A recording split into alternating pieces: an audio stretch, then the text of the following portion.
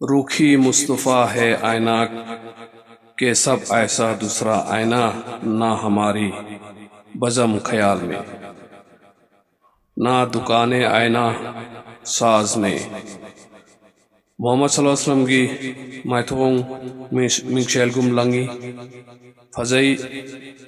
अगी वखल दमागुंबा मिंगसेल अमत लैते अदुगा दुकान हाइबना कनागुंबा अमगी दुकान अमदसु लेतेंग ओइना लेते मसी राइटर की साहित्य की इजबने। हुजिक महाक की चही मतांग असी पाखंग वरकपगी इनखलकलिबा मतमनी महाक की सवंग सदा खुदम पीबा ngamde फजरबा ngौरबा सवंग सदानी नोकपेट तौबा माइथोंगनी क्वाइरब तौबा माइथोंगनी माया यूरोप यामना वांगसु वांगदे यामना नेमसु नेमदे कोक चावी मदुदा अकुंग समचिंग हवी खोई तक तवी लाइबक पाई मदुना इचम चंबा मी मानते अकुप्पा समसिंगना पिचुमदु थल्ली अदुगा अमगा तोंगान तोंगाली मरक मरकता सांगतक तौबा अकोनबा खरा येंगबदा अदुकी मतिक फजई मिट की पासिंग सांगी इकाईगनबा मिट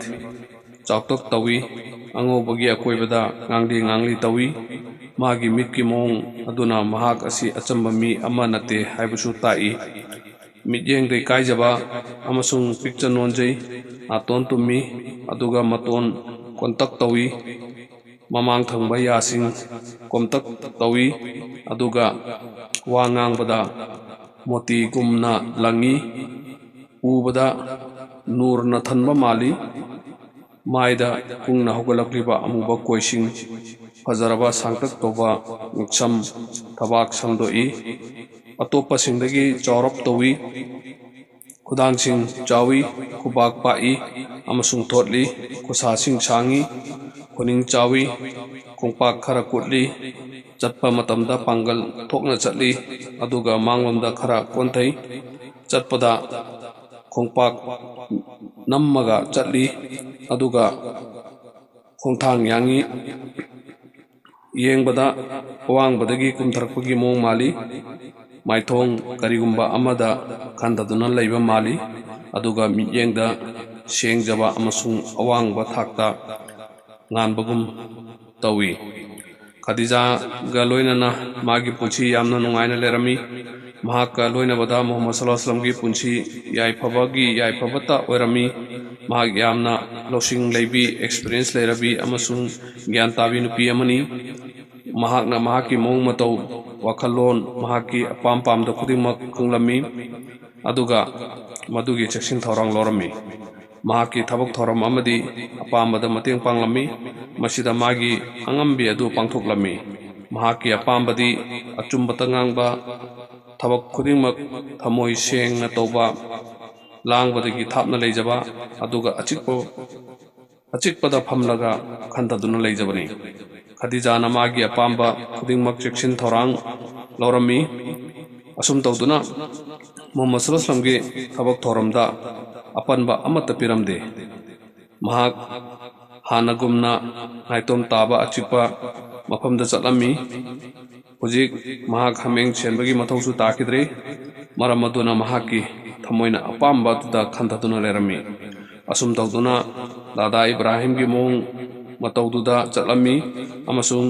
ईमान अमसुंग थाजबगी माइकैदा लंगथुम फंगी माइकै यालमी औज़ु बिल्लाहि मिनश शैतानिर रजीम बिस्मिल्लाहिर रहमानिर रहीम वकज़ालिका नूरी इब्राहीम मलकूतस समावाति वल अर्ज़ि वलियकूना मिनल मुक़िनीना सूरा अनाम आयत नंबर 75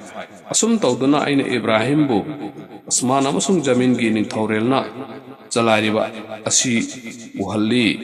अदुगा मदुगी दमक उहल्ली मरमदी मागना थाजबा थम्बसिंगी मनुंगदा ओइनबा मोहम्मद सल्लल्लाहु अलैहि वसल्लम खदीजा की हकसिंगदगी थापतोकप्रा नत्ते असुमना ओइदे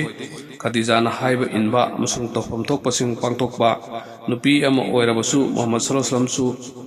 tamjaba yaba adugumba mapuroiba amani honaba kanba amasung thabak thoramda jinjaba oirabasu Khadija gisu khanjaba amasung reaction biba nupa amani mahaki hak khudingmak pangthoklami mahaki pukning wakal nungainaba thabak khudingmak torami mahaki apambada wakal thamlami mahaki pot khudingmakki section thorang lorami mahaki business pu chalairami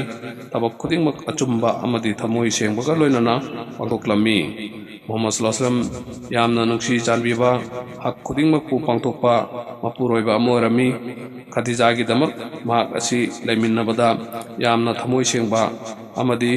kathokjabani mahak laiminabada Khadija yamna thamoi pelami Khadija na mahakpu paisa paiba karbar chauna toba mi singa loin halami mahakpu khwaidigi awang thakta thamlami mahaka loina bada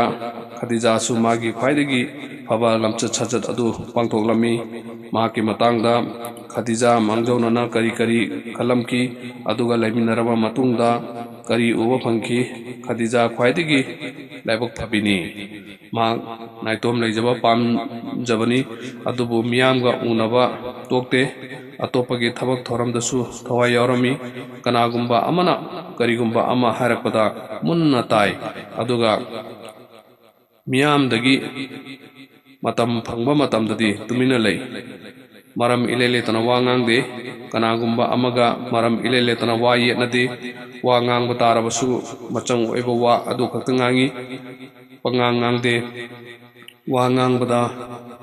nolok na ngangi nolokpa adusu khwaidigi phajaba mongda maithong nokphet tawi hek yengbada yamna minungsi khanganba mali wari sanabada mi singda sumhat halli asum tawduna mahaki nokphet adu karigumbada nolokpasu yawi mahaki asugumba magun singasina maram oiraga mahaki wahai khudingmakpu lumna lawi mahaki warepu yarami thagwalon ullami aduga mahaki warepu thabakta onthoklami